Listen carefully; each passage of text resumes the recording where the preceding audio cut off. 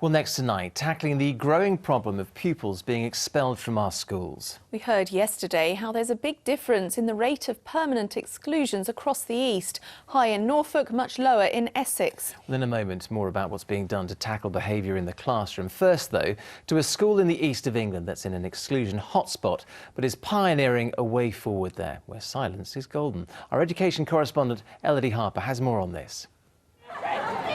Break time at Bedford Free School is as noisy as anywhere else, but when it's time to go back to lessons, something unusual happens. There's a policy here of no talking between classes. It means the entire playground goes completely silent before lessons start. A controversial rule, but the head is keen to avoid a famous label. It is a type of zero tolerance, isn't it? I'm not a fan of the phrase zero tolerance, and I'm not a fan of the phrase zero tolerance because I expect young people to make mistakes, and I, of course, tolerate them making mistakes, but we do something about it in order that they learn from their mistakes. Central to this idea are achievement cards. Every lesson, students get a mark for mistakes such as forgetting a pen, being late or talking. Too many marks results in detention. I find the achievement card keeps me focused on the end goal of leaving early on a Friday. If you lose a credit, you know not to go further because you will get detention, which means you'll just behave better overall. Bedford has the highest rate of permanent exclusions in the East. Excluded pupils are 4 times more likely to end up in prison. I just don't think the solution, though, is to artificially manage exclusions down or to pretend that the problems that both cause the permanent exclusion and similar problems that might cause the underachievement don't exist. Permanent exclusions, of course, have to be a last resort, but we do have a responsibility to hundreds of pupils in the building, and we cannot allow hundreds of pupils learning to be affected by just 1 or 2 individuals. It's often argued that stricter rules mean more exclusions, but staff here say the opposite's true.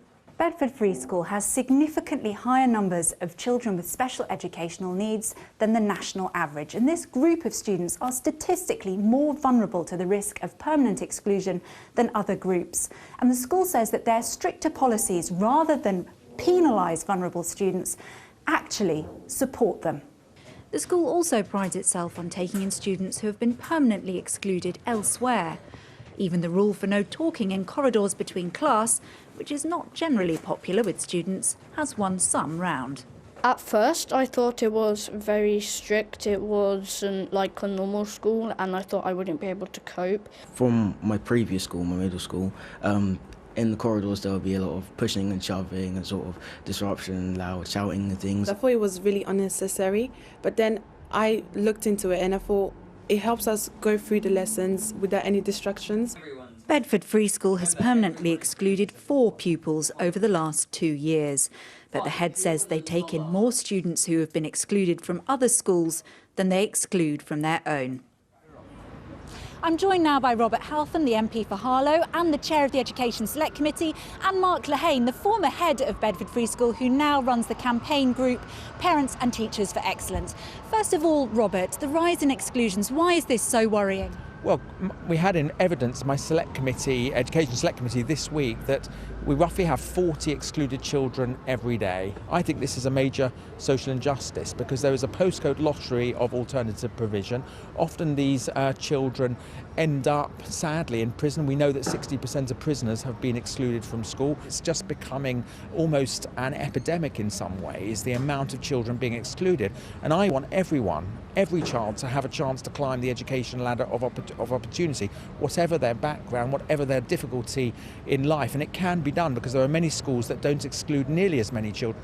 Mark, you take a different view. You actually think the rise in permanent exclusions is a positive sign. Why is this? Well, I wouldn't necessarily say it's a positive sign, but I think it's maybe a necessary thing that we need in our school system. If you're running a school, your first priority, your first obligation is to keep the children and staff of that school safe. And sometimes children will cross that line and they have to be removed from that school in order for the benefit of the wider community. No one wants to do it, but it sometimes needs to happen. And the rising levels that we've seen in recent years, they're not by accident. They were a deliberate government policy to empower heads to do whatever they needed to do to keep their schools safe. It's very, very easy to get your exclusion rate down.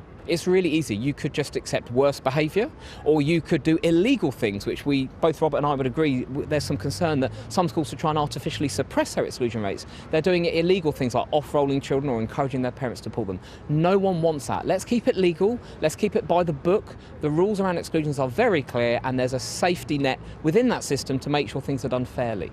So, Robert, the Education Select Committee has drawn up a Bill of Rights for excluded students, and one of the issues on there is the idea that a student could be reinstated by an independent panel. Doesn't this undermine the credibility and authority of the head teacher? I have had cases in my constituency where the independent panels have said that the child should go back to the school, and that has been overruled, and then those children have been left on the streets, or adequate provision hasn't been found for them. And all we're saying in our committee is that there should be a Bill of Rights for parents so that they know what their rights are if their children are excluded from school. Thank you both very much indeed. And this issue remains very much on the government's agenda. They're going to be reporting back on the best ways to approach exclusions very soon.